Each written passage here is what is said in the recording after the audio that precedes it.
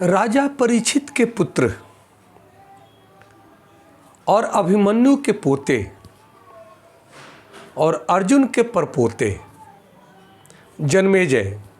जन्मेजय बहुत ही पुरुषार्थी और होनहार राजा थे। परंतु एक दिन वे महर्षि वेदव्यास जी से कुतर्क करने लगे कि महाराज, आप जैसे महाविद्वान, भगवान कृष्ण जैसे महापराक्रमी, धर्मराज युधिष्ठिर जैसे महाज्ञानी और दादा अर्जुन जैसे महाधनुधर होते हुए भी, द्रोणाचार्य जैसे महारथी, कृपाचार्य जैसे महारथी आप सबके होते हुए भी, दादा भीष्म के जैसे होते हुए भी आप लोगों ने महाभारत के युद्ध को आप रोक नहीं पाए और अपार जन और धन की हानि हुई। आप लोगों के रहने से क्या लाभ? अगर मैं उस समय होता तो मैं अपने पुरुषार्थ से, बुद्धि विवेक से ऐसा महाभारत जैसा घोर युद्ध को मैं टाल सकता था, मैं रोक सकता था, परंतु आप लोग कुछ भी नहीं कर पाए। ये सब बातें महर्षि वेदव्यास जी शांत भाव से सुन रहे थे। फिर जन्मेजय ने उनको उकसाते हुए कहा कि आखिर इन महान योद्धाओं का पराक्रम और बुद्धि विवेक का क्या लाभ? तब महर्षि वेदव्यास जी कहते हैं कि पुत्र, तुम्हें पता नहीं है कि विधि का विधान अटल है, विधि का विधान कोई टाल नहीं सकता। विनाश काले विपरीत बुद्धि, जब विनाश सर पे आता है तब बुद्धि उल्टी हो जाती है। वैसा ही दुर्योधन की बुद्धि विपरीत हो गई थी, जो किसी को सुनने को तैयार नहीं था। लाख समझाने के बाद भी भगवान कृष्ण ने बहुत प्रयास किया कि शांति भाव से समझौता हो जाए, युद्ध न हो, परंतु दुर्योधन ने एक नहीं सुनी।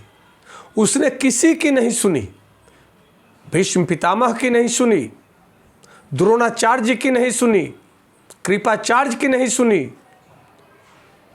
भगवान कृष्ण की नहीं सुनी, मेरी नहीं सुनी, युधिष्ठिर की नहीं सुनी, किसी की नहीं सुनी। तो तुम ही बताओ, युद्ध का विकल्प क्या हो सकता है?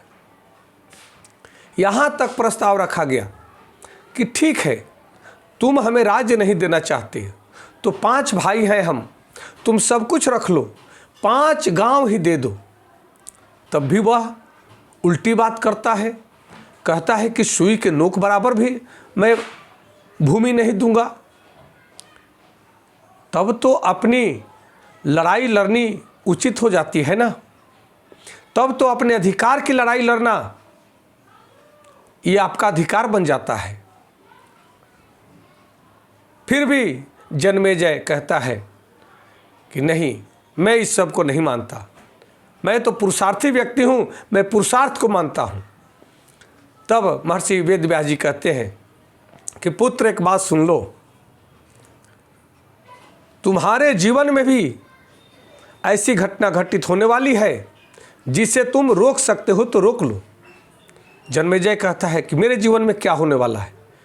वेदव्यास जी कहते हैं कि मैं देख रहा हूँ कि तुम एक दिन दक्षिण दिशा की ओर शिकार खेलने जाओगे, काले घोड़े पर जाओगे और शिकार खेलते खेलते जंगल के उस पार चले जाओगे जहाँ समुद्र ही समुद्र है।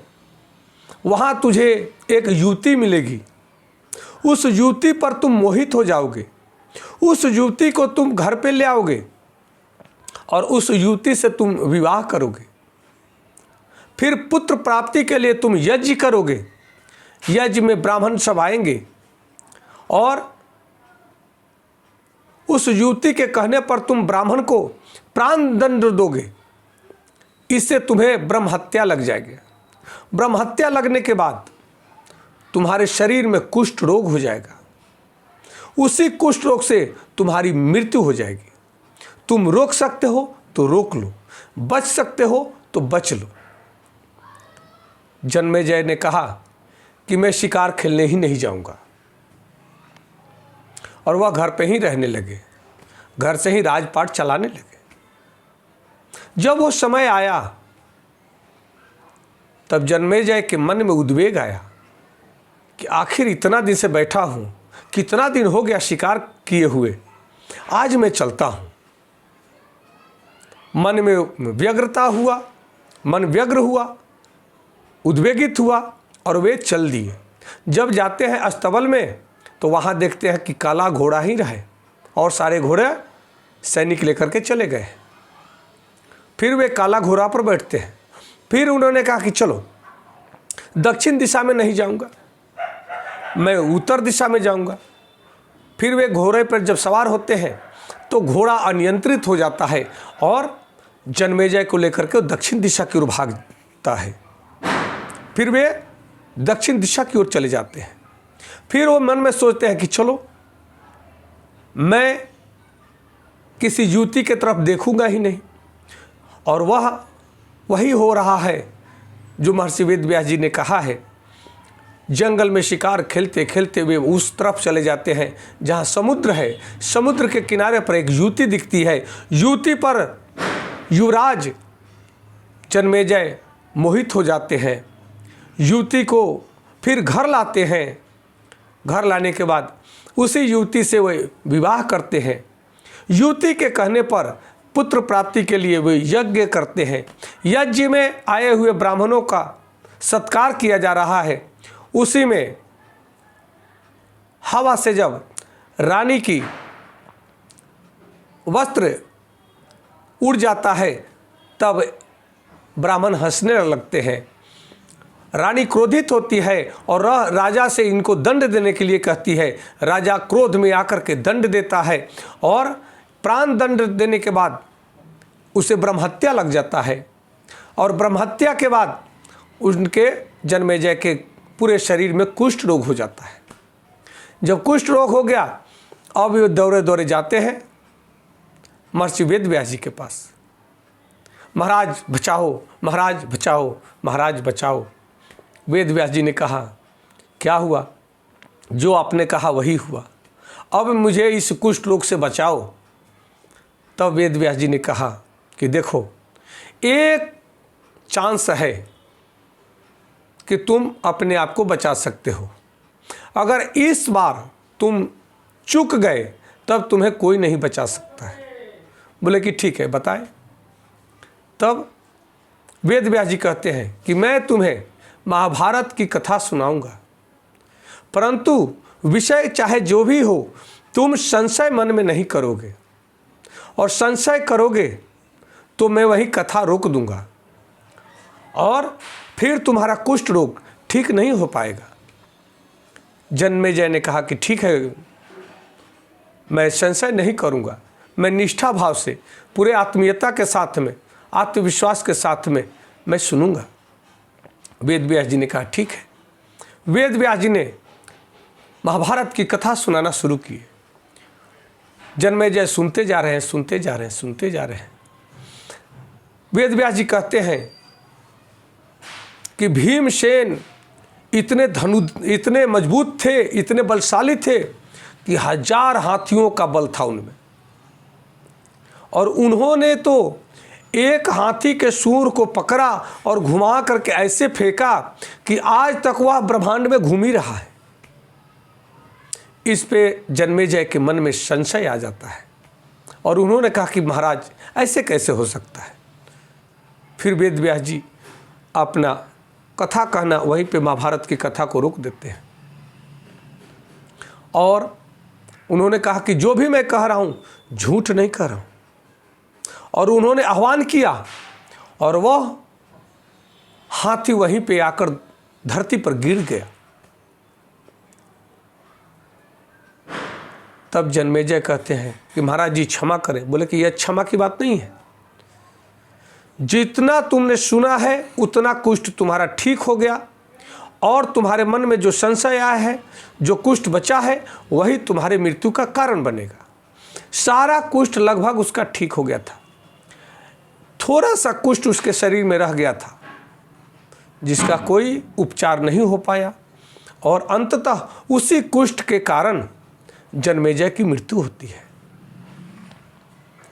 तब वेद व्यास जी ने कहा कि अपने पूर्वजों की पुरुषार्थ पर, विवेक पर, बुद्धि पर कभी प्रश्न उठाना उचित नहीं है, क्योंकि जो भी हमारे पूर्वज हैं वो अपने समय पे जैसा समय था उसके अनुसार उन्होंने अपने बुद्धि, विवेक, पराक्रम के साथ कार्य किया। समय बदलता है, परिस्थितियां बदलती है, उसके साथ हर मनुष्य सामंजस्य बैठाकर चलने का प्रयास करता है, परंतु ये नहीं कि पूर्वज हमारे बुद्धिमान नहीं थे, पराक्रमी नहीं थे। आज का नौजवान यही समझ रहा है कि मैं युवा हूँ, शक्तिशाली हूँ। बेटे, तुम आज युवा हुए हो, आज शक्तिशाली हुए हो, तुमसे पहले तुम्हारे पिता स्वयं शक्तिशाली थे, स्वयं युवा थे, तुम्हारे दादाजी भी युवा रहे हैं, शक्तिशाली रहे हैं, बुद्धिमान रहे हैं। तो ये सोचना कि वे तो वृद्ध हो गए, शरीर कार्य नहीं कर रहा है, मैं बलवान हूँ, तुम भी बुजुर्ग हो जाओगे, तुम्हारा भी शरीर कार्य नहीं करेगा, बुद्धि रहते हुए बोल ना पाओगे। इसलिए इस कथा से हमें यह प्रेरणा मिलती है कि हमें अपने पूर्वजों पे गर्व करना होगा, गर्व करना चाहिए, क्योंकि उन्हीं का उपज हम हैं। अगर हमारे पूर्वज अच्छे नहीं होते तो हम अच्छे नहीं होते। इसलिए हमारे पूर्वजों ने अपने समय की स्थिति परिस्थिति के अनुसार हर समस्याओं का समाधान अपनी बुद्धि, विवेक और पराक्रम से करते हुए आगे बढ़ते आए हैं, तभी तो मनुष्य आज यहाँ तक पहुँचा हुआ है। हम पहले क्या थे? पशुओं की भांति घुमंतु जीवन मनुष्य जीता था और पशुओं का जीवन जीता था। आज बुद्धि विवेक से एक अनुशासित, आनंदमय और सौहार्दपूर्ण वातावरण में मनुष्य जीने का अधिकारी बना है। तो ये मनुष्य की प्रगति ही है, मनुष्यता का विकास है। इसलिए हमें कभी भी अपने बुजुर्गों पे, पूर्वजों पे संशय नहीं करना चाहिए, धिक्कार नहीं करना चाहिए, हमें गर्व करना चाहिए। I proud of you. नमस्कार, धन्यवाद, जय श्री कृष्ण।